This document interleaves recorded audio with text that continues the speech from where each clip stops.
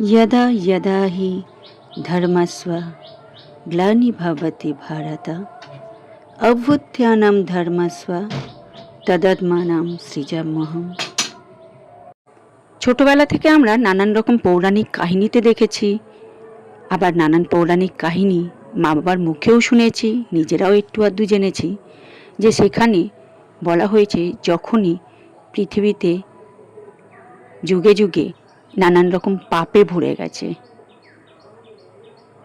কলুষতায় ভরে গেছে, ঠিক তখনই ভগবান বিষ্ণু তার নানান অবতার নিয়ে পৃথিবীকে পাপ মুক্ত করতে। ঠিক সেই সময়কার যুগের মতো ভগবান বিষ্ণু যদি এখন অবতীর্ণ হতো, আর এই যে এখনকার সামাজিক যে পরিস্থিতি, যা অবস্থা, সেগুলোকে নিজে হাতে অরণ করত, তাহলে কত ভালো হতো না? কিন্তু না, সেটা কেন? আমরাই পারি অনেক কিছু করতে। আমাদেরকেই রুখে দাঁড়াতে হবে এই সমাজের বিরুদ্ধে। আমরা যদি ভগবানকে মানি, আমরা যদি ভগবানকে বিশ্বাস করি যে তাদের অস্তিত্ব আছে, তাহলে সেখানেই তো বারে বারে বলা আছে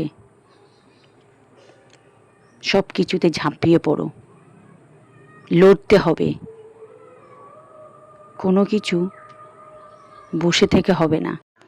দ্রৌপদীর বস্ত্রহরণের ফলস্বরূপ কুরুক্ষেত্র যুদ্ধ, সীতাহরণের ফলস্বরূপ একটা গোটা লঙ্কাপুরীকে পুড়িয়ে ছারখার করে দেওয়া।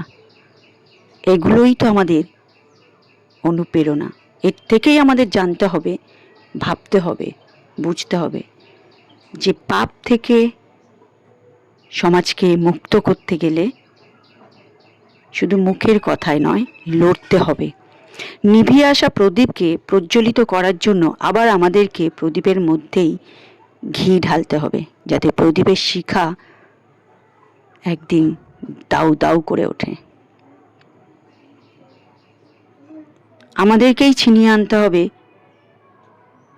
আমাদের বেঁচে থাকার, আগামীকে সুন্দরভাবে বাঁচার। ভগবান শ্রীকৃষ্ণের কাছে এটাই আমার একান্ত প্রার্থনা, আমরা সবাই আমাদের মনের জোর হারাবো না। তোমাদের সকলকে জানাই শুভ জন্মাষ্টমী।